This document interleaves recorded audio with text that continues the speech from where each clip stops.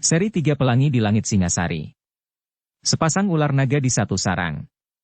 Cerita, Esa Mintarja. Audiobook, novel silat. Bab 2.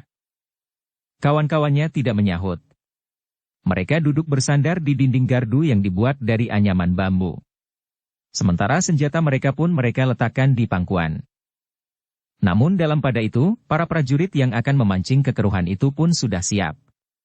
Para prajurit itu sudah mengetahui bahwa di kedua padukuhan itu diadakan penjagaan yang rapat. Tetapi mereka adalah prajurit-prajurit yang cukup berpengalaman. Para prajurit itu mengetahui dengan pasti bahwa orang-orang di kedua padukuhan itu mengawasi setiap jalan masuk ke dalam padukuhan masing-masing. Tetapi bagi para prajurit, jalan masuk bukannya regol-regol padukuhan itu saja. Tetapi dengan meloncati dinding padukuhan, mereka akan sampai juga di dalam. Demikianlah ketika saatnya sudah tiba menjelang tengah malam, maka beberapa orang prajurit telah mengubah diri mereka masing-masing di dalam kelompok-kelompok kecil. Setiap kelompok terdiri dari 5 orang. Nah, berkata perwira yang memimpin mereka. Setiap padukuhan harus didatangi oleh 2 kelompok. Bukankah sudah cukup? Cukup, sahut seorang prajurit. Kita hanya akan menghadapi cucurut-cucurut kecil. Mereka akan segera lari ketakutan apabila kita sudah mulai bertindak. Mungkin perlu 1-2 orang korban jatuh. Selain seorang yang harus hilang. Kalian tidak perlu membunuh jika tidak perlu selain seorang itu. Kalian boleh melukai mereka. Akhirnya mereka akan saling membunuh sendiri tanpa kalian. Tetapi, tiba-tiba seorang prajurit berkata, "Bagaimana jika para panglima mengetahui?" Tidak. Mereka tidak akan mengetahui. Para prajurit itu mengangguk-anggukan kepalanya, "Nah, berangkatlah. Hati-hati. Kalian mengetahui apa yang harus kalian lakukan. Kalian memasuki padukuhan itu lewat 2 jalan. Kemudian kalian berbuat sesuatu untuk mengacaukan orang-orang yang menurut perhitungan kalian bersenjata. Setelah jatuh 1-2 orang korban, kalian segera melarikan diri. Dengan demikian maka dendam telah menyala di setiap dada. Dan mereka akan segera bertindak sendiri-sendiri. Demikianlah maka prajurit-prajurit yang sudah menyamar diri masing-masing itu pun segera berangkat, kelompok kecil menuju kedua padukuhan yang mereka anggap paling peka untuk menerima pancingan serupa ini. Rasa-rasanya keempat kelompok yang dibagi menjadi 2 arah itu menjadi semakin cepat maju ketika mereka menjadi semakin dekat dengan padukuhan yang menjadi sasaran mereka masing-masing. Rasa-rasanya mereka ingin segera berbuat sesuatu. Jika usaha mereka berhasil, maka mereka akan mendapat hadiah yang tidak sedikit. Apalagi apabila Singasari benar-benar goyah dan kemudian terjadi perubahan pada pucuk pimpinan pemerintahan. Maka mereka pasti akan mendapat bukan saja hadiah harta dan benda, tetapi juga jabatan dan pangkat. Demikianlah mereka menjadi semakin dekat dengan padukuhan-padukuhan itu. Sebelum mereka memasuki padukuhan-padukuhan itu dengan meloncati dinding, maka mereka lebih dahulu memperhatikan setiap regol pada jalur jalan yang memasuki padukuhan-padukuhan itu, terutama jalan induk. Tetapi para prajurit yang menyamar itu menjadi heran. Ternyata pintu-pintu regol itu tetap terbuka, seolah-olah tidak terjadi sesuatu pada padukuhan-padukuhan itu. Aneh, desis salah seorang dari mereka. Rasa-rasanya mereka tidak menghiraukan apa yang dapat terjadi atas mereka. Memang aneh. Tetapi aku melihat sendiri, semalam mereka masih tetap bersiaga di regol-regol. Pintu-pintu regol itu tertutup dan beberapa orang berjaga-jaga di gardu-gardu. Lihat gardu-gardu itu, perintah pemimpin kelompok. 2 orang kemudian merayap mendekati gardu di regol induk untuk melihat apakah ada beberapa orang peronda. Namun ternyata gardu itu kosong. Demikian juga di gardu induk padukuhan yang satu lagi. Aneh, desis pemimpin kelompok yang mendapat laporan itu. Aku tidak tahu, apakah artinya ini. Memang aneh. Tetapi aku kira mereka benar-benar tidak ingin berkelahi. Tetapi sampai semalam mereka benar-benar sudah bersiap meskipun mereka tidak mau menyerang. Tetapi, tiba-tiba salah seorang berkata, "Apakah mereka tidak sabar menunggu, dan kini orang-orang di padukuhan ini mulai menyerang?" Pemimpin kelompok itu berpikir. Namun kemudian, seandainya demikian, tentu regol-regol padukuhan itu ditutup dan dijaga sebaik-baiknya. Ternyata tidak seorang pun yang kelihatan. Agarnya mereka berusaha menjebak kita. Sebaiknya salah seorang dari kita melaporkannya. Bagaimana mungkin mereka akan menjebak? Kenapa tidak? Mereka menunggu kita masuk, kemudian mereka menyerang kita beramai-ramai. Jika demikian mereka benar-benar bodoh. Apa mereka mengira dapat mengalahkan kita? Mereka tidak tahu bahwa kita adalah prajurit-prajurit. Kawan-kawannya mengangguk-anggukan kepalanya. Katanya, jika demikian maka tentu hanya sebuah regol saja yang terbuka. Marilah kita melihat regol yang lain. Demikianlah prajurit-prajurit itu melihat regol-regol yang lain. Namun seperti regol di jalan induk itu, maka semuanya terbuka dan tidak seorang pun yang menjaganya. Aneh sekali. Dengan demikian, aku menjadi curiga. Lalu, kita batalkan saja rencana yang lain, tetapi tetap mengambil salah seorang dari mereka. Orang yang kita ambil itu akan hilang. Dengan demikian maka mereka tentu akan mencarinya. Sepakat untuk bersiaga menghadapi semua kemungkinan. Kita tidak perlu melukai 1-2 orang? Jika terpaksa. Tetapi jika padukuhan itu memang kosong, atau orang-orangnya menjadi ketakutan, kita tidak perlu bersusah payah. Seorang sudah cukup untuk membakar dendam mereka. Jadi kita masuk ke dalam padukuhan itu. Sebaiknya salah seorang dari kita melaporkannya. Tidak lewat jalur jalan. Kita meloncati dinding. Namun seseorang masih juga bertanya. Jika mereka memang ketakutan, apa gunanya kita mengambil seorang dari mereka, dan membuat kesan bahwa orang itu hilang karena ia tidak pernah kembali dan tidak ditemukan mayatnya? Mereka yang ketakutan itu tentu tidak akan mencarinya. Kita mengharap bahwa dendam mereka akan mengatasi ketakutan itu, sahut pemimpin kelompok. Tetapi jika mereka tetap tidak berbuat apa-apa, kita akan memikirkan cara lain. Tidak ada yang bertanya lagi. Sehingga pemimpin kelompok itu pun mulai membawa anak buahnya merayap maju mendekati dinding yang melingkari padukuhan. Peristiwa yang serupa terjadi pula di padukuhan yang lain. Yang sengaja dibakar kemarahannya agar dendam menyala di antara kedua belah pihak. Dalam pada itu, pada padukuhan tempat Supa berlindung, benar-benar sesepi padang di pinggir hutan. Tampaknya tidak ada seorang pun yang keluar rumahnya, sehingga regol-regol, gardu dan simpang-simpang 4 yang sering dikunjungi beberapa orang sekedar untuk duduk dan berbicara tanpa ujung pangkal, benar-benar sunyi. Demikian padukuhan yang menyimpan Raka di dalamnya. Tidak ada sesosok tubuh pun yang nampak di jalan-jalan padukuhan. Pintu-pintu rumah sudah ditutup rapat dan diselarak dari dalam. Dalam pada itu, maka orang-orang bersenjata itu pun mulai berloncatan memasuki padukuhan. Sejenak mereka mengamati keadaan.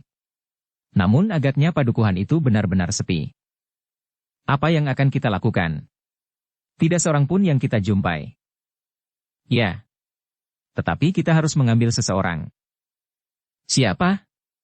Apakah kita akan mengambil kibuyut padukuhan ini, atau siapa? Siapa saja. Marilah kita berjalan menyusuri jalan ini. Kita tidak perlu memisahkan diri. Biarlah kedua kelompok ini berjalan bersama.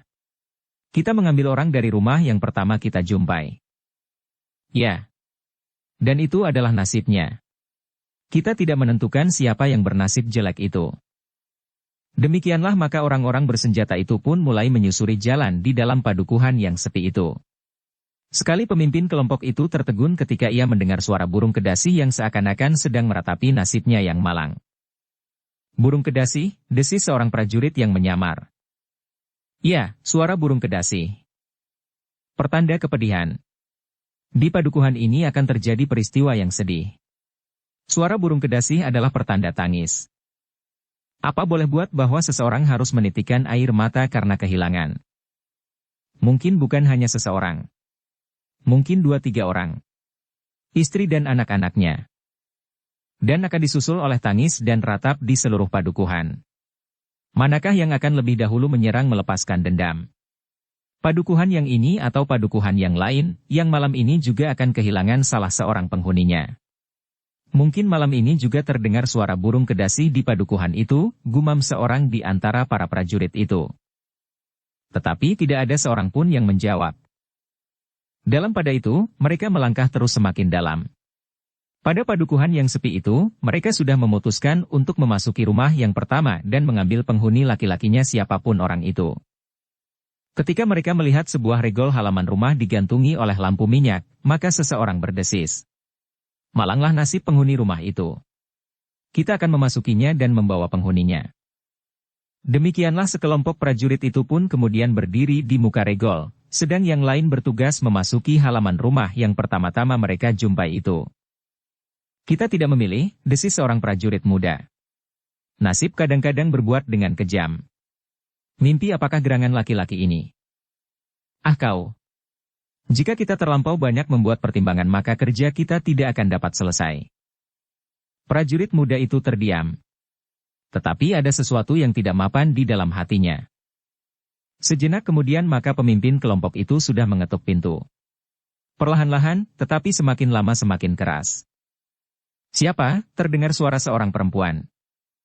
Aku. Buka pintu. Sebaiknya salah seorang dari kita melaporkannya. Suamiku tidak ada di rumah, jawab suara perempuan itu. Di mana? Pergi, sejak sore hari. Orang yang tidak kita kenal itu. Buka pintu. Besok pagi sajalah. Buka pintu, pemimpin kelompok itu menjadi tidak sabar sehingga ia berteriak, jika kau tidak mau membuka, aku akan merusaknya. Sejenak tidak terdengar sesuatu. Namun kemudian terdengar suara perempuan itu lagi. Jangan kau rusak pintu. Aku akan membukanya. Cepat. Tunggu. Tetapi pemimpin kelompok itu menjadi curiga. Karena itu, maka tanpa berkata apapun lagi, ia pun segera mendorong pintu rumah itu. Tetapi ternyata ia salah hitung.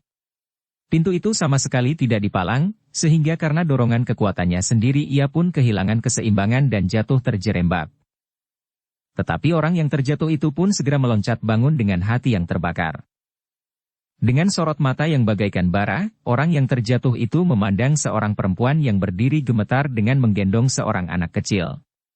Ketakutan yang amat sangat membayang di wajah perempuan itu, sedangkan anak yang ada di dalam gendongannya itu pun sudah mulai terisak-isak. Tetapi seakan-akan anak itu mengetahui bahwa ia tidak boleh menangis berteriak-teriak, sebab dengan demikian akan dapat membahayakan dirinya. Gila, bentak orang yang terjatuh itu. Kenapa kau tidak menyelak pintu, sehingga aku terjatuh karenanya? Aku lupa, jawab perempuan itu ketakutan. Persetan!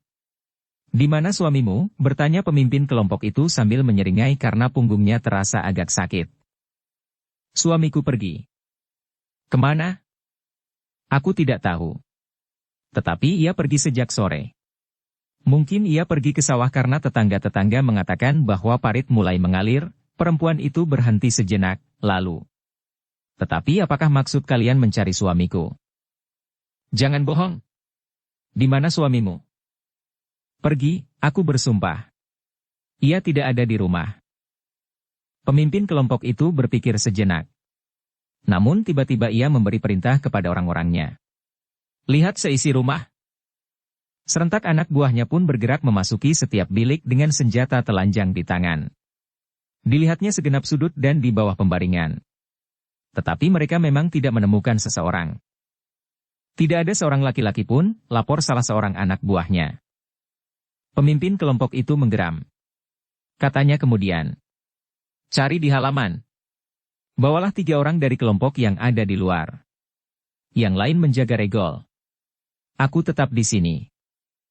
Demikianlah orang-orang bersenjata itu pun segera memencar di halaman dan di kebun belakang.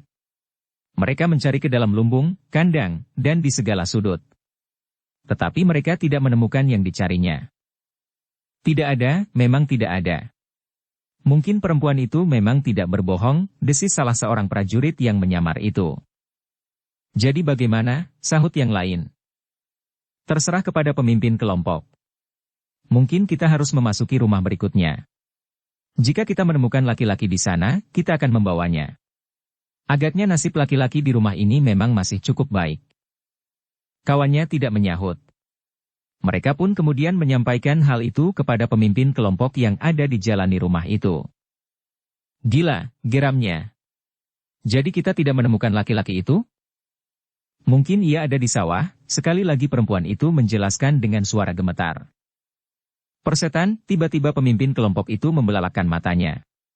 Apa suamimu sudah tahu bahwa aku akan datang sehingga ia sengaja pergi mengungsi? Tidak. Kami tidak tahu apa-apa. Yang aku dengar, suamiku berbicara tentang air. Pemimpin kelompok itu menarik nafas dalam-dalam, seakan-akan ia ingin mengendapkan hatinya yang terbakar oleh kemarahan yang meluap-luap. Ternyata suamimu masih sempat hidup, pemimpin kelompok itu bergumam, lalu katanya kepada anak buahnya. Kita pergi ke rumah berikutnya. Demikianlah maka orang-orang bersenjata itu pun meninggalkan halaman rumah itu dengan hati yang kesal. Agaknya laki-laki yang tinggal di rumah itu masih belum sampai saatnya dijemput oleh maut. Beberapa puluh langkah kemudian, mereka pun sudah berdiri di depan sebuah regol halaman. Halaman yang agak lebih luas dari halaman yang pertama. Kita masuk ke dalam, perintah pemimpin kelompok. Kita akan mengambil laki-laki yang ada di rumah ini. Ternyata laki-laki inilah yang sedang bernasib buruk. Jika kita menemukan laki-laki di ujung lorong itu, maka laki-laki penghuni rumah ini tidak akan diraba oleh maut. Demikianlah maka sekelompok dari orang-orang bersenjata itu tetap berada di luar agak terpencar, sedang sekelompok yang lain berdiri di muka pintu rumah itu. Mereka tidak lagi mengetuk pintu dengan sabar. Tiba-tiba saja mereka memukul daun pintu dengan kerasnya. Cepat buka pintu. Sejenak mereka tidak mendengar jawaban. Cepat. Buka pintu. Sebaiknya salah seorang dari kita melaporkannya. Lambat-lambat terdengar suara dari dalam. Siapa? Dibakar kemarahannya agar dendam menyala di antara kedua belah pihak. Jangan bertanya lagi. Buka pintu. Atau aku akan membakar rumah ini. Terdengar langkah tergesa-gesa mendekati pintu dan sejenak kemudian pintu itu pun terbuka. Seorang perempuan setengah tua berdiri ketakutan di muka pintu itu. Pemimpin kelompok itu pun segera meloncat masuk diikuti oleh anak buahnya. Dengan garangnya ia bertanya. Di mana suamimu? Oh, perempuan itu melangkah surut.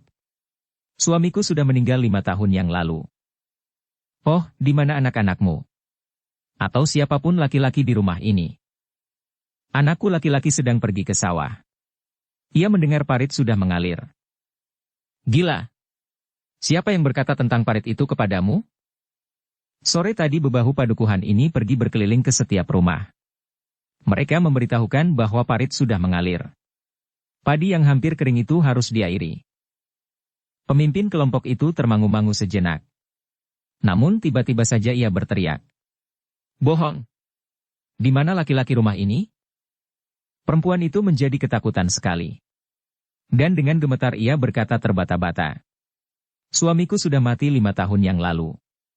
Aku mempunyai 6 orang anak. 2 perempuan dan 4 laki-laki. Tetapi semuanya sudah kawin dan berumah sendiri, kecuali anak laki-lakiku yang bungsu, yang kini sedang pergi ke sawah. Tetapi pemimpin kelompok itu berteriak. Cari! Cari di seluruh ruangan dan cari di segenap sudut halaman. Orang-orangnya pun kemudian mencari di dalam rumah dan yang lain di luar rumah. Namun mereka tidak menemukan seseorang. Mereka memang menemukan pakaian seorang laki-laki bergantungan di dinding bambu. Tetapi seperti yang dikatakan oleh perempuan itu, bahwa anaknya yang bungsu sedang pergi mengairi sawahnya. Di mana letak sawah itu, pemimpin kelompok itu pun akhirnya bertanya. Di sebelah selatan padukuhan ini. Sudah 2 pekan bendungan rusak dan air tidak mengalir. Tanaman kami mulai menjadi kuning. Tenaga kami telah terperas habis untuk menaikkan air dengan timba.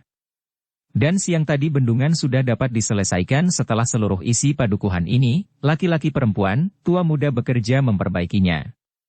Dan ternyata sore tadi air sudah naik dan parit sudah mengalir. Hampir setiap orang pergi ke sawah selain mengairi sawah, juga melihat hasil jerih payah kami. Tetapi aku tidak dapat pergi karena aku menunggui rumah ini. Gila, teriak pemimpin kelompok itu. Lalu tiba-tiba, kita pergi ke selatan padukuhan ini. Kita harus menemukan laki-laki. Tidak semua laki-laki pergi ke sawah, desis seorang prajuritnya. Tentu ada yang tinggal di rumah. Jika isi rumah terdiri dari beberapa orang laki-laki, maka mereka tidak akan pergi seluruhnya. Mungkin sekali mereka pergi seluruhnya karena mereka ingin melihat hasil jerih payah mereka setelah memperbaiki bendungan. Karena itu, kita pergi ke sawah. Kita dapat mengambil tidak hanya seorang laki-laki. Prajuritnya tidak menyahut. Mereka pun kemudian meninggalkan halaman rumah itu dan menyusur jalan yang membelah padukuhan itu, pergi ke selatan untuk mencari dan kemudian mengambil salah seorang laki-laki dari padukuhan itu. Ternyata bahwa regol padukuhan yang menghadap ke selatan pun kosong seperti regol-regol yang lain. Tidak seorang pun yang menjaganya dan dibiarkan pintu regol itu terbuka. Kita akan berhadapan dengan sejumlah penduduk, berkata seorang prajurit. Tetapi pemimpin kelompok yang marah itu menyahut. Aku tidak peduli. Aku tidak akan menghindarkan diri dari pembunuhan yang mungkin harus kita lakukan. Adalah salah mereka, jika mereka berkumpul di sebelah selatan padukuhan ini, dan kemudian mereka harus melakukan perlawanan. Sebaiknya mereka menyerah dan membiarkan seseorang kita bawa. Baru kemudian mereka harus mencarinya di padukuhan yang lain itu. Demikian juga sebaliknya. Mudah-mudahan kawan-kawan kita yang memasuki padukuhan yang berlawanan itu berhasil membakar mereka pula. Para prajurit itu tidak menjawab lagi. Tetapi mereka mulai membayangkan sebuah pertempuran. Laki-laki padukuhan itu yang sedang berada di sawah, dan berkumpul dalam kelompok yang cukup, tentu tidak akan menyerah begitu saja. Apalagi agaknya mereka sudah beberapa lama mempersiapkan diri. Adalah kebetulan saja mereka lengah karena air yang mereka anggap sebagai sesuatu yang penting itu, baru saja mengaliri sawah mereka. Demikian beberapa saat lamanya mereka menyusuri jalan di tengah-tengah sawah. Sejenak kemudian mereka sampai pada sebuah parit yang mengalirkan air yang jernih. Agaknya inilah parit itu. Tetapi di manakah laki-laki yang sedang pergi ke sawah itu, bertanya pemimpin kelompok.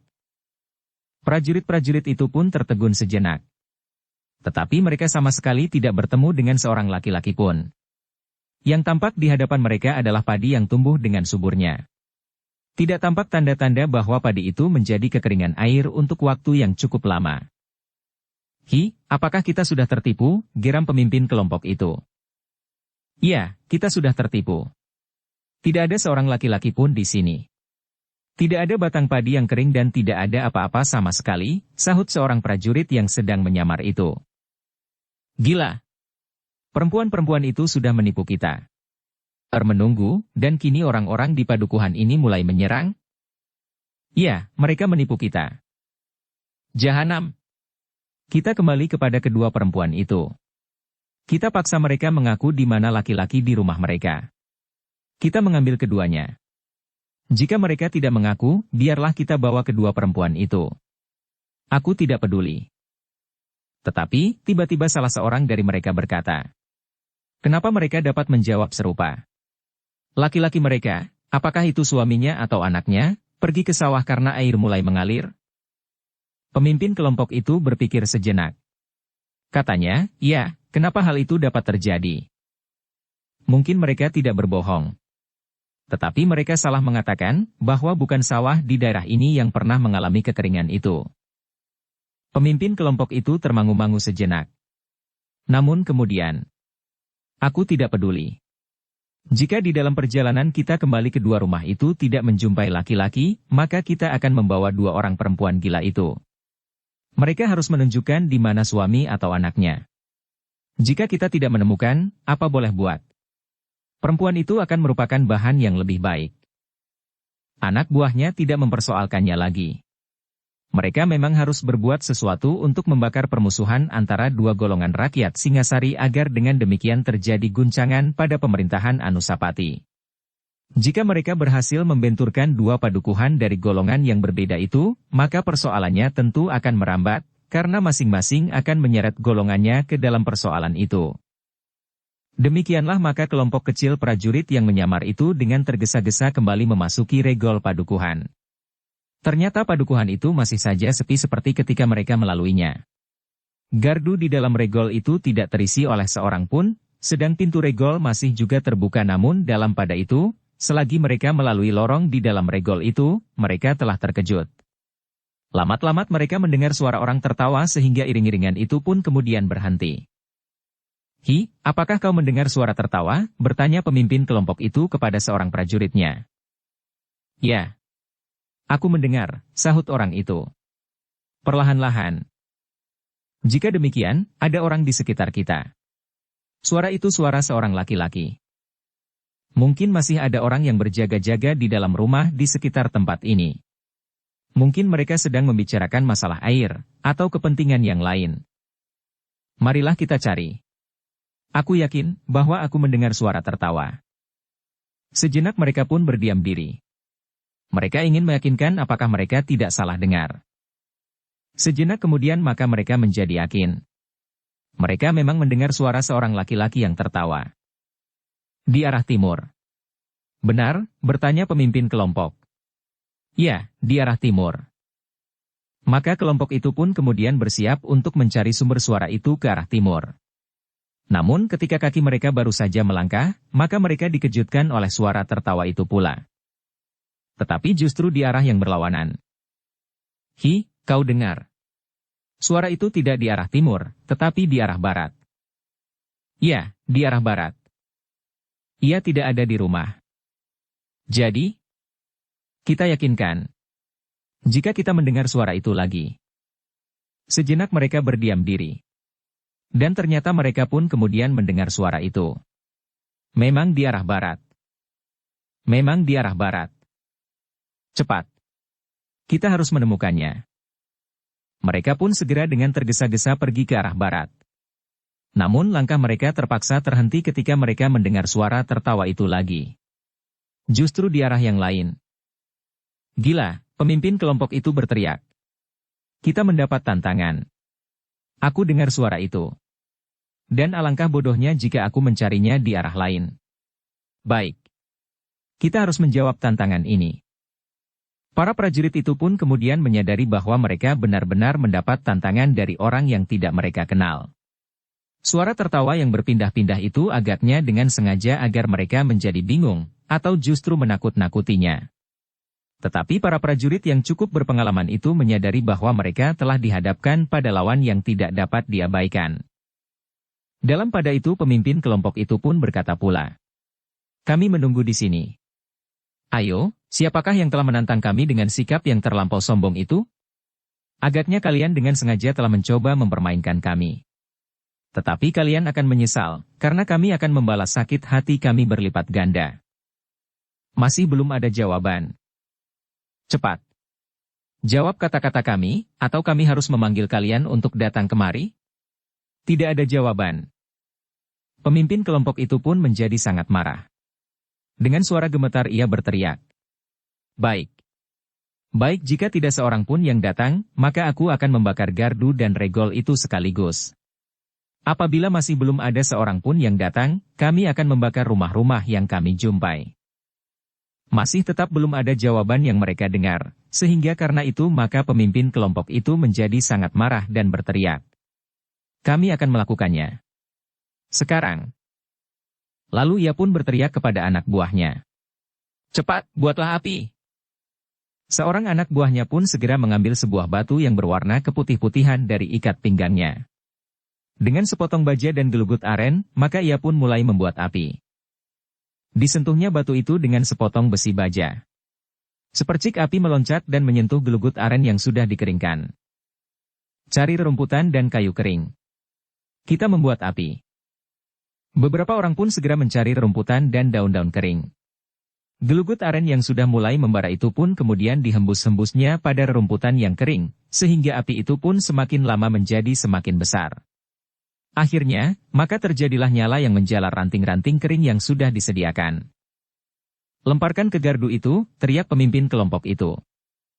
Karena masih belum ada seseorang yang datang, maka prajurit itu benar-benar melakukannya. Ranting-ranting yang mulai menyala itu pun kemudian dilemparkannya ke gardu di dekat regol yang terbuka. Segumpal api telah meluncur dan jatuh di dalam gardu itu. Tetapi prajurit-prajurit yang menyamar itu terkejut, karena begitu api itu jauh, maka sebuah tangan telah meraihnya dan dengan tergesa-gesa melemparkannya ke tanah. Sejenak api itu masih menyala. Dan karena nyala api itulah mereka kemudian melihat jelas seseorang berdiri di dekat gardu itu. Prajurit-prajurit yang menyamar itu mematung sejenak. Dilihatnya seseorang berdiri dalam pakaian putih dan kerudung putih. Siapakah kau, desis pemimpin kelompok prajurit itu. Terdengar suara tertawa itu. Seperti yang sudah mereka dengar sebelumnya. Siapa? Bentak pemimpin prajurit itu. Kalian tentu mengenal aku. Sudah lama aku tidak mengunjungi rakyatku yang dicengkam oleh kegelisahan seperti ini. Siapa? Siapa hi?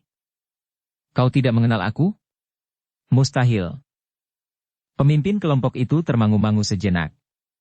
Lalu terdengar suaranya berdesis. Kesatria putih.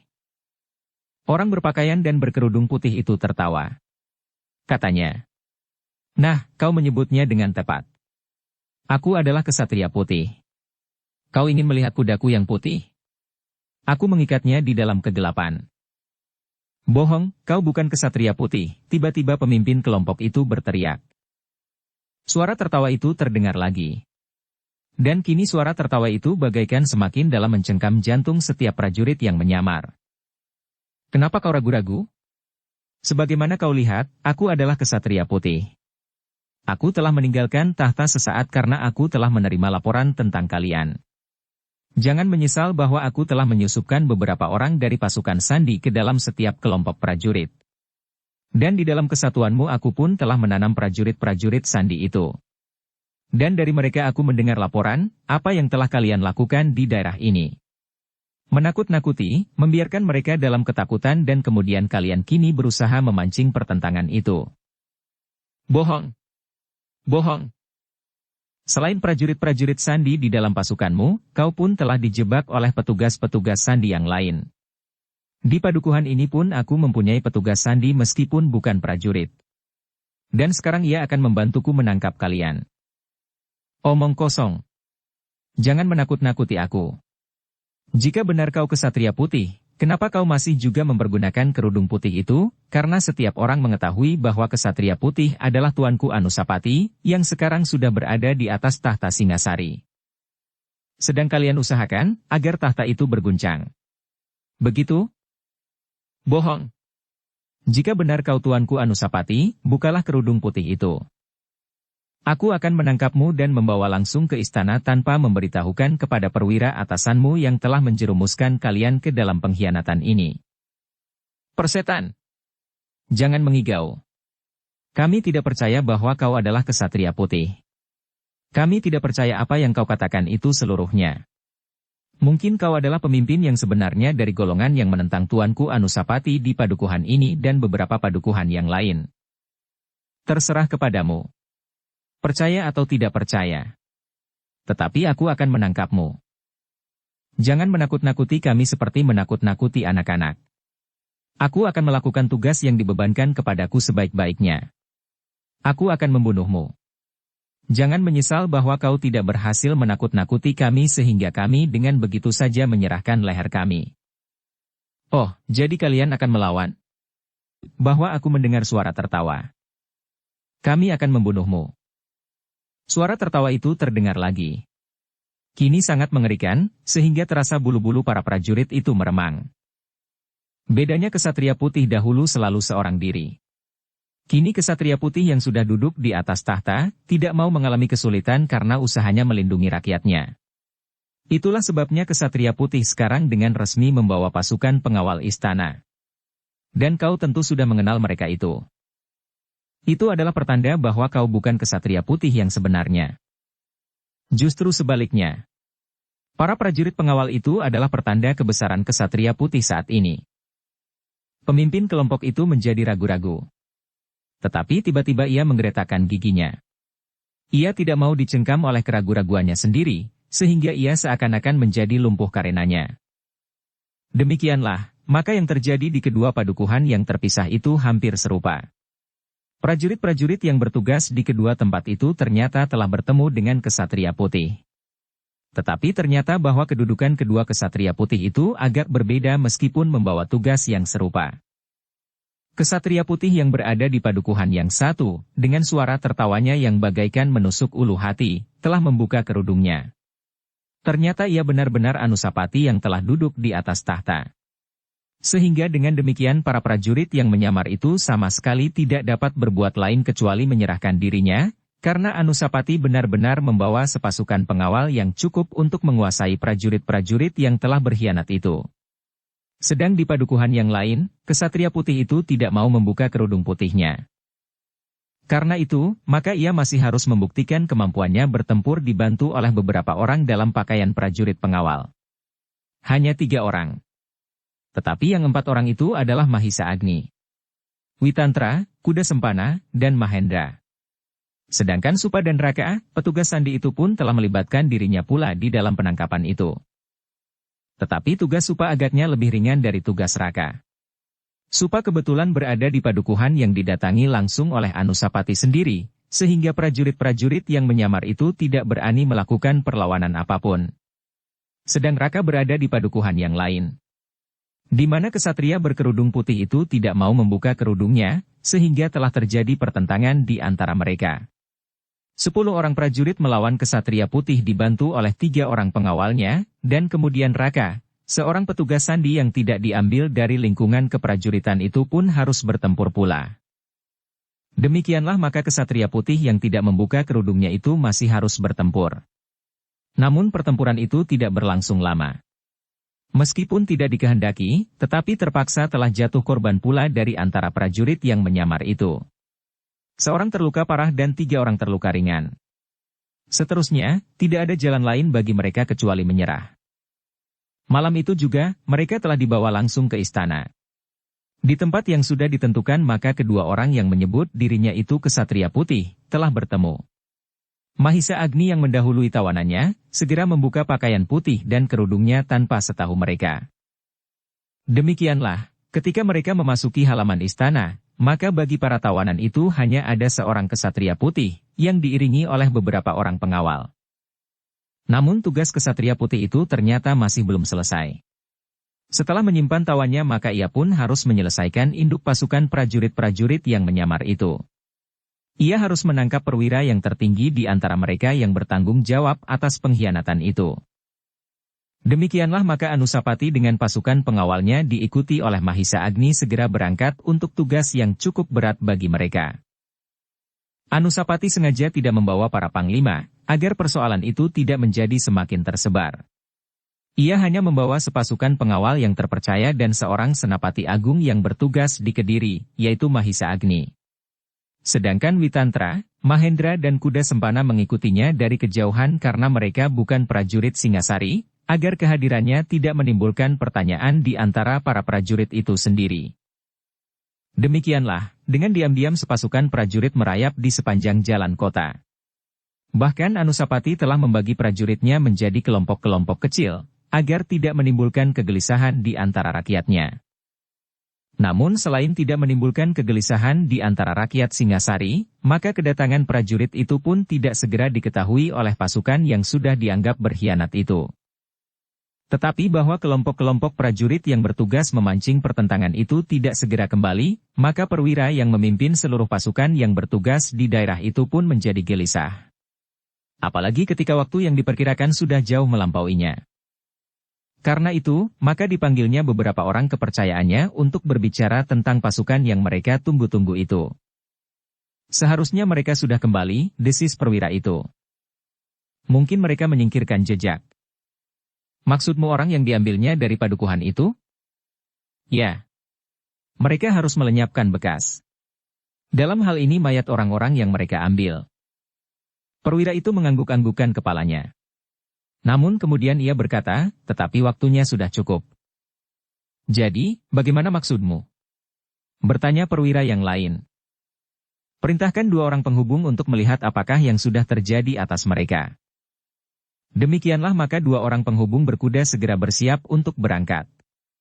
Mereka mendapat tugas untuk melihat, apabila perlu mencari prajurit-prajurit yang sedang bertugas itu. Namun tanpa mereka ketahui, saat itu, pasukan Anusapati telah mengepung mereka rapat-rapat. Karena itu, ketika 2 orang penghubung berkuda itu hilang di gelapnya malam untuk menunaikan tugas mereka, maka ternyata mereka untuk selamanya tidak akan pernah sampai ke tujuan dan tidak kembali ke pangkalan, karena mereka pun telah tertangkap oleh Anusapati. Tetapi Anusapati tidak sempat bertanya kepada tawanan-tawanannya. Yang penting baginya adalah menangkap perwira itu. Perwira yang bertanggung jawab itu tentu mengetahui apakah sebenarnya yang sedang mereka lakukan. Mereka tentu mengerti siapakah sebenarnya yang berada di belakang tingkah para prajurit yang telah memberontak terhadap kemantapan pemerintahan Anusapati itu. Prajurit-prajurit yang berada di dalam kepungan itu pun menjadi semakin gelisah. Prajuritnya yang dikirim lebih dahulu tidak juga kembali, sedang para penghubung pun sama sekali tidak memberikan berita apapun. Apalagi ketika mereka melihat cahaya yang kemerah-merahan telah membayang di langit sebelah timur. Hampir fajar, desis perwira itu. Ya, sahut yang lain. Apakah kita sudah diketahui oleh Tuanku Anusapati bahwa kita berbuat salah? Sejak kapan kau menjadi seorang pengecut? Bukan pengecut. Tetapi petugas sandi Tuanku Anusapati ternyata berserakan. Mungkin tingkah kita sudah diketahuinya. Mungkin ada petugas sandi di antara kita. Perwira itu menjadi tegang. Lalu, mustahil. Aku kenal anak buahku dengan baik. Seorang demi seorang. Perwira bawahannya itu tidak menyahut lagi. Tetapi ternyata bahwa wajahnya dicengkam oleh ketegangan. Bahkan kemudian ia pun melangkah pergi dengan kepala tertunduk. Perwira yang memimpin pasukan yang sedang berusaha mengguncang pemerintahan Anusapati itu pun menjadi semakin gelisah ketika langit menjadi semakin merah. Apalagi kedua penghubungnya pun sama sekali tidak menampakkan dirinya. Untuk menghilangkan kegelisahan di dalam dirinya dan di dalam pasukannya, maka ia pun kemudian memanggil beberapa orang perwira bawahannya dan memerintahkan mereka untuk bersiaga. Memang mungkin ada di antara kita yang berkhianat. Karena itu bersiaplah menghadapi segala kemungkinan, perintah pemimpin itu. Apakah yang akan terjadi? Bertanya salah seorang dari mereka. Bersiaplah menghadapi segala kemungkinan, perintah pemimpin itu. Kita tidak tahu. Ternyata semuanya menjadi samar.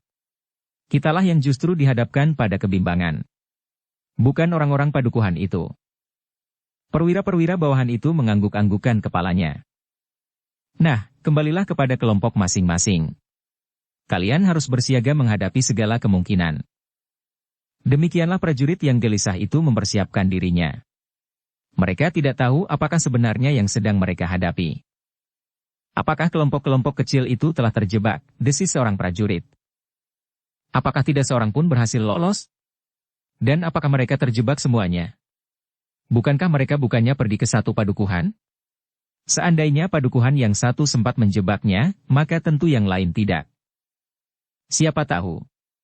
Kita berhadapan dengan orang-orang yang bersikap. Mungkin mereka benar-benar telah berkelahi sampai orang yang terakhir. Dan mungkin bahwa yang terakhir bagi kelompok yang telah kita kirim itu. Mengerikan sekali. Apakah tidak sebaiknya kita pergi menyusul mereka? Dan tidak kembali seperti mereka? Bukankah kita telah mengirimkan 2 orang penghubung berkuda? Tetapi yang 2 orang itu pun tidak kembali. Langit menjadi semakin merah. Sebentar lagi fajar akan naik. Dan ada 1000 kemungkinan dapat terjadi atas kita. Demikianlah para prajurit itu pun mencoba mengatasi kegelisahan dari mereka justru hanya mondar-mandir saja sambil mengacukan senjata di tangan. Namun dalam pada itu, selagi mereka dengan gelisah menunggu tanpa mengetahui apa yang sedang mereka tunggu, barak itu telah dikejutkan oleh suara derap kaki kuda di kejauhan. 2 orang penghubung itu datang, desis seorang prajurit. Ya, mereka ternyata datang. Beberapa orang prajurit yang gelisah itu pun kemudian melangkah mendekati regol halaman barak mereka. Bahkan perwira pemimpin dari barak itu pun telah keluar dan memandang ke kejauhan. Namun mereka belum melihat sesuatu. Baru sejenak kemudian mereka melihat bayangan 2 orang penunggang kuda mendekat. Namun kedua penunggang kuda itu ternyata berhenti di luar halaman. 2 orang penjaga regol halaman itu pun mendekatinya sambil bertanya. Siapa? Kami, utusan Tuanku Anusapati. Jawaban itu memang mengejutkan. Dan ternyata bahwa keduanya memang bukan penghubung yang telah mereka kirimkan keluar. Apakah maksudmu? Bertanya salah seorang dari kedua penjaga. Aku akan menemui pemimpinmu. Apakah maksudmu? Kau belum menjawab. Sudah. Aku akan menemui pemimpinmu. Itulah maksudku. Sebelum prajurit-prajurit yang bertugas di regol itu bertanya lagi, maka yang seorang dari kedua penunggang kuda itu menyambung. Kami adalah utusan Tuanku Anusapati, Maharaja Singasari.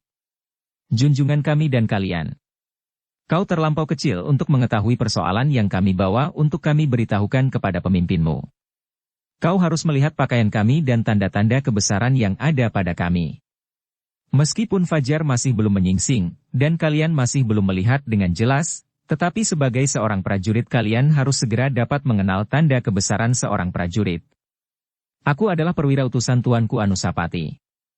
Tugasmu membawa aku kepada pemimpinmu. Jawaban itu memang mendebarkan jantung.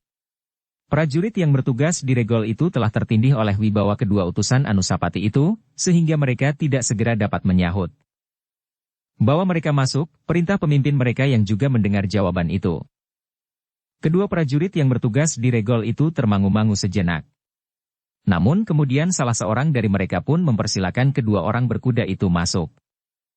Tetapi ternyata bahwa kedua orang berkuda itu sama sekali tidak mau meloncat turun. Di muka pemimpin pasukan yang berada di barak, itu salah seorang berkata, "Aku adalah utusan Maharaja Anusapati, menyampaikan perintah, bahwa kalian harus meletakkan semua senjata dan mengikatnya menjadi satu." Perwira yang bertugas sebagai pemimpin pasukan di dalam barak itu menjadi berdebar-debar. Kini ia tahu, bahwa semua tingkah lakunya sudah diketahui oleh Anusapati. Bahkan Anusapati telah menjatuhkan perintah kepadanya untuk meletakkan senjata dan mengikatnya. Untuk sesaat pemimpin pasukan itu termangu-mangu. Sebagai seorang prajurit, perintah itu mengandung wibawa yang tinggi, yang hampir tidak terlawan. Sebagai seorang senapati ia sadar, bahwa ingkar pada perintah adalah sama halnya dengan pemberontakan dan pengkhianatan. Tetapi ia juga menyadari bahwa ia memang sudah melakukannya. Dengan perbuatannya untuk memancing kekeruhan itu, sebenarnya lah ia memang sudah melawan pemerintahan Anusapati. Perwira itu masih saja termangu-mangu. Terbayang kepadanya seorang yang dianggapnya akan dapat melindunginya jika pada suatu saat ia mengalami persoalan yang ternyata telah terjadi itu. Namun agaknya ia tidak akan dapat berbuat banyak, berkata senapati itu di dalam hatinya. Ia hanya dapat menjanjikan pangkat yang tinggi apabila ia berhasil. Tetapi tentu di dalam keadaan serupa ini ia tidak akan dapat berbuat apa-apa. Kekuatan yang disusunnya sama sekali tidak berbentuk, sedang guncangan-guncangan yang dipersiapkan agaknya telah gagal pada tahap yang pertama. Karena senapati itu tidak segera menjawab, maka utusan Anusapati itu pun mengulanginya. "Apakah kau tidak mendengar perintah yang sudah aku ucapkan?" Senapati itu mengerutkan keningnya. Lalu tiba-tiba ia menggeretakkan gigi sambil bertanya. "Apa sebabnya aku harus meletakkan senjata? Kelak kau akan mendengar titah Tuanku Anusapati lebih lanjut. Aku ingin mendengarnya sekarang." "Kang." "Begitu?" Kedua utusan itu termangu-mangu. Sejenak kemudian salah seorang dari mereka berkata, "Itu bukan tugas kami. Yang harus kami sampaikan adalah perintah itu. Letakkan senjata dan ikat menjadi satu. Kalian, prajurit-prajurit yang ada di barak ini serta yang berpencaran di dalam tugasnya di daerah ini, ternyata mereka telah dicengkam oleh pengaruh yang tidak dikehendaki. Penjelasan lebih lanjut akan kau dengar kelak. Dan tentu saja siapa yang tidak bersalah tidak akan disertakan di dalam setiap tuntutan. Tetapi siapa yang bertanggung jawab, maka ialah yang akan dihadapkan kepada hukuman yang sewajarnya." Perwira pemimpin pasukan yang sebenarnya memang telah ingkar akan tugasnya itu menjadi berdebar-debar. Darahnya serasa menjadi semakin cepat mengalir, seperti jantungnya yang semakin cepat berdetak. Sebuah kesadaran telah merayapi hatinya, ia tidak akan dapat mengingkari tanggung jawabnya. Karena itu, maka apapun yang akan dilakukannya, maka ia tentu akan dihadapkan pada sebuah hukuman yang berat. Itulah sebabnya maka ia tidak akan dapat mengambil pilihan lain. Dan kemungkinan yang hanya satu-satunya itulah yang justru telah membakar dadanya. Dengan dada tengadah maka senapati itu pun kemudian berkata lantang, "Dengarlah. Aku adalah seorang perwira. Seorang perwira yang kini memegang jabatan senapati di daerah ini, memimpin sepasukan prajurit yang dengan patuh menjalankan tugasnya. Tentu kami tidak akan dapat dijebak dengan keterangan-keterangan yang tidak masuk akal itu. Kehadiranku di sini pun adalah karena tugasku, karena limpahan perintah Tuanku Anusapati. Karena itu tidak setiap orang dapat berbuat sekehendak hatinya atas kami di sini hanya dengan sekedar menyebut dirinya utusan Tuanku Anusapati. Karena itu, kembalilah. Kami akan melanjutkan tugas kami sebaik-baiknya. Kami hanya akan tunduk kepada perwira atasan kami. Kepada senapati yang lebih tinggi di daerah ini. Tidak kepadamu. Kepada orang yang tidak aku kenal. Pakaianmu adalah pakaian pasukan pengawal. Namun kau sama sekali belum pernah aku lihat. Kedua prajurit berkuda itu memandang perwira yang menentang perintahnya itu dengan tajam. Lalu katanya, mungkin kau mengenal setiap perwira yang selalu bertugas di dalam istana Singasari. Tetapi kami berdua adalah perwira yang sudah bertahun-tahun bertugas di Kediri. Itulah sebabnya kita jarang sekali bertemu. Kau perwira dari pasukan pengawal Kediri? Bukan. Kami adalah pasukan pengawal Singasari yang bertugas di Kediri. Kau tentu mengetahui bahwa di Kediri ada wakil mahkota yang kebetulan kini sedang berada di Singasari.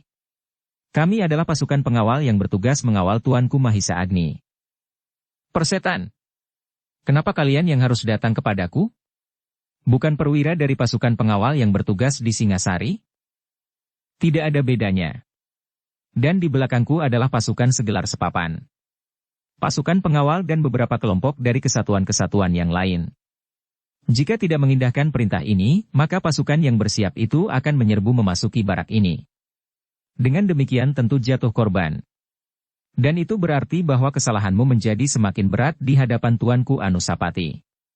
Dan janji pangkat serta kedudukan yang akan kau terima apabila kau berhasil dengan usahamu itu, tidak akan pernah kau nikmati. Kau mengerti? Selanjutnya, kelak kau akan mendengar sendiri. Persetan dengan kicau yang gila itu. Aku berpegang pada perintah atas pasukanku. Aku bertugas di sini atas kekuasaan Tuanku Anusapati, jawab senapati itu. Jawaban itu telah membuat kedua perwira utusan Anusapati itu menjadi marah. Salah seorang daripadanya berkata, jadi kau menolak perintahku atas nama Tuanku Anusapati, bahwa kau dan pasukanmu yang ada sekarang menyerah. Aku tidak menolak perintah Tuanku Anusapati, jawab senapati itu. Tetapi aku tidak kenal padamu. Dan kau telah memalsukan diri dengan menyebut dirimu utusan Anusapati, karena itu kalian berdua ada di bawah kekuasaan kami. Maksudmu? Kami menangkap kalian berdua. Kami akan membawa kalian menghadap Tuanku Anusapati. Jika kau menolak perintahku, maka kalian berdua akan mati di sini. Itu adalah suatu perbuatan gila. Kami berdua adalah utusan Maharaja Singasari. Jika kau bertindak atas utusan Maharaja maka kau akan mengalami nasib yang malang. Aku tidak peduli terhadap alasanmu. Tetapi aku tidak mau melihat kekuasaan Tuanku Anusapati dinodai oleh perwira-perwira palsu seperti kalian berdua. Tegasnya, geram kedua perwira berkuda itu. Turun dari kudamu, dan serahkan kedua pergelangan tanganmu. Kau berdua akan aku seret di belakang kuda sampai ke istana Tuanku Anusapati. Dan menyerahkan lehermu di tiang gantungan. Seandainya demikian, maka hukuman gantung itu tidak akan dapat diulang 2-3 kali betapapun besar kesalahanku. Meskipun aku membunuh 10 atau 15 orang perwira sekaligus, maka hukuman gantung itu hanya dapat dilakukan 1 kali. Jadi kau akui bahwa kau telah memberontak dan sadar bahwa kau akan menerima hukuman gantung. Gila. Aku tidak berkata begitu. Tetapi aku akan menangkapmu. Cepat, turun dari kudamu dan menyerahkan kedua lenganmu. Kamu akan mengikat pergelangan tanganmu. Kedua perwira di atas punggung kuda itu termangu-mangu sejenak. Ketika mereka menengadahkan kepalanya, maka mereka melihat langit yang semakin merah. Dalam pada itu tiba-tiba saja salah seorang dari kedua perwira itu berkata, kau memang bernasib buruk sekali. Tentu tidak seorang pun dari anak buahmu yang bersedia melakukan perintahmu untuk menangkap kami berdua. Siapa yang ikut melakukannya, maka mereka pun akan mengalami hukuman yang luar biasa beratnya. Bahkan mungkin bukan sekedar hukuman gantung, hukum picis. Omong kosong, perwiraku membentak. Lalu dengan lantang ia berkata, dengar, aku akan memerintahkan anak buahku untuk menangkap kalian. Dan perintahmu akan lenyap seperti teriakan seorang kelana di tengah-tengah padang pasir yang luas dan kering. Aku akan membuktikan. Kita mendengar suara itu lagi. Dan menyeret mereka ke dalam hukuman yang paling parah? Kau memang terlampau kejam. Kenapa kau tidak berani bertanggung jawab atas kesalahanmu? Dan kau akan membawa anak buahmu ke dalam kesulitan? Mereka adalah orang-orang yang sebenarnya tidak banyak mengetahui tentang usahamu itu. Dan mereka adalah prajurit-prajurit yang baik. Baik sebagai prajurit, dan baik sebagai seorang laki-laki. Anak-anak mereka akan terkejut apabila mendengar berita bahwa ayahnya dihukum gantung, apalagi dihukum picis karena memberontak terhadap rajanya. Suatu perbuatan yang tidak pernah terpikir oleh anak-anak mereka dan istri-istri mereka yang menunggu mereka dengan setia di rumah. Diam! Diam! Kau mencoba mempengaruhi kejantanan seorang prajurit. Kejantanan bukan kebodohan. Bukan berarti pula pemberontakan. Diam! Diam! Diam! Aku tidak akan diam. Dengar perintahku. Menyerahlah. Senapati itu menjadi kehilangan akal. Perintah itu bagaikan berdesing terus-menerus di dalam telinganya, sehingga akhirnya ia berteriak untuk mengatasi suara yang seakan-akan selalu didengarnya itu. Tangkap kedua orang yang mengaku dirinya utusan Tuanku Anusapati ini. Tangkap mereka karena mereka melakukan jabatan perwira Singasari. Perintahmu tidak meyakinkan, sahut salah seorang dari kedua perwira berkuda itu. Jangan dengarkan. Cepat, tangkap orang itu. Perintahnya menggelegar di seluruh halaman. Namun ternyata prajuritnya menjadi ragu-ragu. Pembicaraan Senapati dengan kedua perwira berkuda itu telah membuat mereka menjadi ragu-ragu, bahkan menjadi bingung. Tangkap keduanya, perintah itu terdengar lagi menggema di seluruh halaman. Tetapi prajurit-prajurit itu masih tetap termangu-mangu.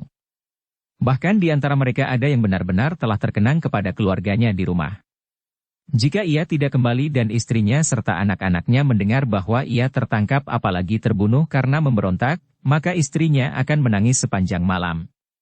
Bahkan sepekan.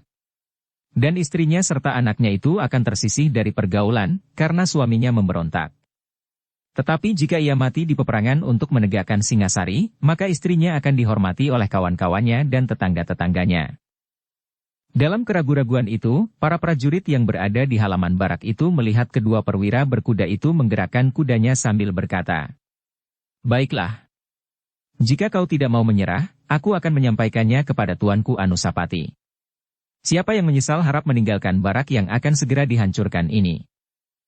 Para prajurit masih tetap ragu-ragu. Dan senapati yang memimpin mereka itu pun berteriak lebih keras lagi. Tangkap keduanya. Tetapi tidak seorang pun yang bergerak. Mereka hanya memandang saja kedua ekor kuda itu berjalan menyusup regol halaman. Bahkan prajurit yang bertugas di regol itu pun dengan termangu-mangu memandang saja dua orang perwira yang lewat dengan duduk di atas punggung kuda. Gila! Tangkap keduanya. Keduanya akan berkhianat terhadap kalian.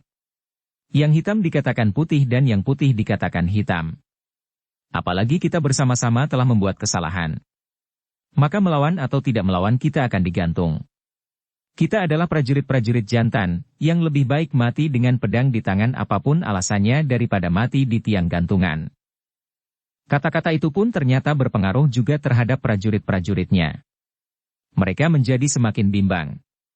Dan agaknya mereka pun kemudian sependapat, bahwa lebih baik mati dengan pedang di tangan apapun alasannya daripada mati di tiang gantungan. Tetapi kesadaran itu datang terlambat. Mereka melihat senapatinya berlari-lari mengejar kedua perwira itu. Tetapi kuda itu sudah berderap semakin jauh, melesat seperti anak panah yang meloncat dari busurnya. Gila! Gila! Kalian sudah gila, teriak pemimpin prajurit itu. Kita sudah kehilangan mereka. Kita tidak tahu siapakah mereka berdua itu. Mungkin mereka berdua benar-benar perwira pasukan pengawal yang selama ini bertugas di Kediri yang sudah mendengar beberapa masalah tentang kita di sini. Tetapi mungkin justru mereka adalah orang yang sedang kita pancing, dan kini sedang memancing kita. Namun yang hampir dapat kita pastikan adalah usaha kita tentu gagal. Dan tidak ada cara lain daripada mempertahankan hidup ini dengan pedang. Beberapa orang prajurit menjadi ragu-ragu. Aku tahu bahwa kalian ragu-ragu. Memang kita tidak akan dapat melawan segenap prajurit Singasari. Tetapi Singasari tidak sesempit daun kelor. Kita dapat melarikan diri hidup di tempat yang tidak akan terjangkau oleh prajurit-prajurit Singasari dan bahkan prajurit Sandi sekalipun. Prajurit-prajurit tidak menjawab. Tetapi hampir bersamaan timbul pertanyaan di dalam hati. Lalu bagaimana dengan keluarga kita? Meskipun pertanyaan itu tidak diucapkan namun senapati itu agaknya dapat menangkap maksud mereka. Maka katanya, Kalian tentu mempersoalkan keluarga kalian. Biarlah mereka hidup dengan usaha mereka sendiri untuk beberapa lamanya. Prajurit Singasari tentu tidak akan mengganggu mereka. Pada saatnya, jika persoalan kita sudah dilupakan orang, kita akan datang menjemput mereka dan membawa ke tempat yang baru. Tetapi jika ada di antara mereka yang berkhianat dan kawin dengan orang lain, maka kita akan melupakan mereka. Prajurit-prajurit itu menjadi termangu-mangu. Dan pemimpinnya berkata selanjutnya, "Kita masih ada waktu. Aku akan pergi sekarang sebelum pasukan Singasari benar-benar datang. Jika tidak datang pun aku tidak akan kembali ke dalam lingkungan kesatuanku." Pemimpin prajurit itu segera melangkah memasuki baraknya dan mengambil beberapa benda yang terpenting saja. Sebilah keris, selain pedangnya yang sudah tergantung di lambung. Namun prajuritnya masih saja termangu-mangu di tempatnya. Ketika senapati itu keluar dari baraknya maka ia pun berteriak, "Jangan berbuat bodoh. Kita adalah prajurit dan kita adalah laki-laki." Beberapa orang prajurit seakan-akan menyadari kejantanan dan harga dirinya. Memang mereka tidak ingin digiring ke alun-alun dan digantung berderet-deret. Karena itu, maka beberapa orang di antara mereka pun segera mulai bergerak diikuti oleh kawan-kawannya. Sekelompok prajurit itu telah mengambil barang-barang yang paling berharga. Sebagian terbesar adalah pusaka-pusaka mereka. Kemudian mereka pun siap untuk meninggalkan barak itu. Tetapi di samping mereka, ada juga prajurit-prajurit yang tidak beranjak dari tempatnya. Mereka lebih baik pasrah diri daripada menjadi manusia buruan yang terpisah dari sanak keluarga. Mereka yakin bahwa pimpinan pemerintahan di Singasari bukannya orang-orang yang haus darah dan mendambakan dendam di dalam hati. Sehingga karena itu, mereka tetap tidak mau pergi. "Jangan pedulikan prajurit-prajurit itu," teriak senapati itu. "Sekarang kita pergi. Semakin cepat semakin baik. Jika kita harus bertemu dengan pasukan Singasari, maka kita akan bertempur. Tujuan kita jelas, meloloskan diri dari tangan mereka. Kita tidak mau menjadi tontonan di alun-alun dan mungkin diperas untuk mengatakan siapakah orang yang ada di belakang kita. Mungkin perut kita akan dijepit atau tulang jari-jari kita diremukan sekedar untuk mengaku, untuk mengatakan yang kita tidak mengetahui." Dengan demikian maka sebagian dari pasukan itu pun meninggalkan barak. Sebuah iring-iringan yang dengan tergesa-gesa menghindarkan diri dari kemungkinan yang mengerikan, tertangkap oleh pasukan Singasari selagi mereka melakukan pengkhianatan. Sepeninggal pasukan yang menyingkirkan diri itu, para prajurit yang akan menyerah itu pun berkumpul di halaman. Seorang perwira rendahan segera maju ke depan sambil berkata, "Kita akan mengumpulkan senjata kita. Kita menyerah. Agaknya kita selama ini telah terseret oleh arus yang tidak kita ketahui arahnya." Prajurit-prajurit itu menganggukkan kepalanya. Seorang demi seorang telah melemparkan senjata mereka di dalam sebuah timbunan di tengah-tengah halaman. Bersambung ke bab 3. Dukung kami dengan subscribe, follow, like, komen dan share. Terima kasih.